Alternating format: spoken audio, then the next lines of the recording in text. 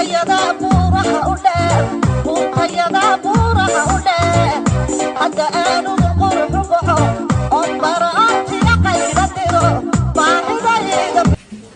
is the pineal gland. The problem with the pineal gland is most of the information is controlled by the military. And the military use that to invent what you call computer chips today. This computer chips crystallize as similar to the melanin. All we know is that if you want to create a drug, you have to destroy, speed up, or slow down melanin. There's a chemist who founded a chemical company called Eli Lilly that makes Prozac and other drugs. He said a drug that doesn't work on melanin is not a drug at all. And that's how we measure whether a drug is effective or not. We call it the half-life, how long it takes a drug to spike its highest level action.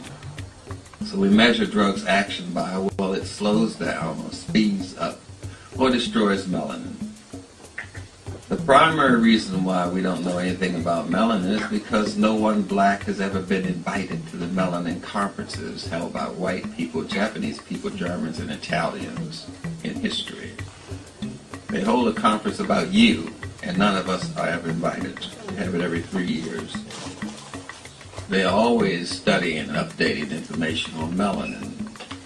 That's how you control behaviors. That's what you call the nucleus of the cell. Every cell has a brain, and the brain of the cells in your body is melanin. So to study melanin is to study biology.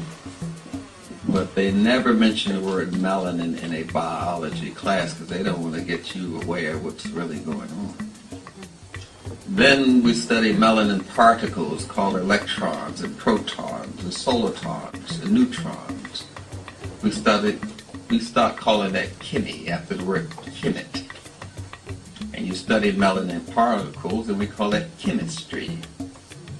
But they're never going to tell you they're studying melanin because you may get wise to the game and know that the only thing there is to study is you on this planet. All devices are caused by the ability of melanin to create different kind of energy force fields, as people like to say today. It causes energy to spin to the left and to the right, which we call DL and L-phenylalanine and L-glutamine. We give it the names based on spinning. We do that a lot in chemistry. We name things after how it spins, or we name things after the color. Riboflavins, rutins, phytoflavonoids. We give things names by color. We give things names by numbers. Vitamin B1, vitamin B2, vitamin B3. And we give things numbers by Latin names. Omega, beta, omega-3, those are Latin names.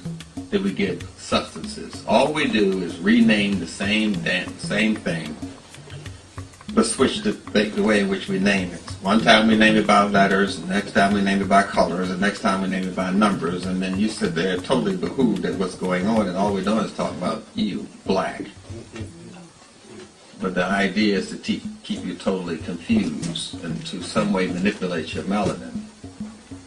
As I mentioned before, a lot of the research is done by the military because they need to know this. This is how you cause people to be dysfunctional. This is how you cause people to be functional. It's by your ability to manipulate and control melanin. Now, there's some black people who don't think they're black because they're not as black as someone from Somalia or something. But that man is just as black as that man. It's the melanin inside of his body that we measure, not the skin. It's the melanin inside of his body that we measure. Because you can meet some coconuts that are just as white as and you know what I'm saying. So we measure the melanin inside of the body, not the skin melanin, because this can change.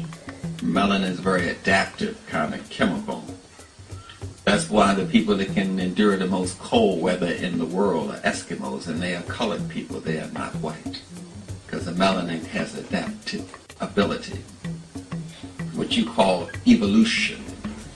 We don't want you to know that all it is we're talking about is adaptation, which is caused by melanin. So we say evolution.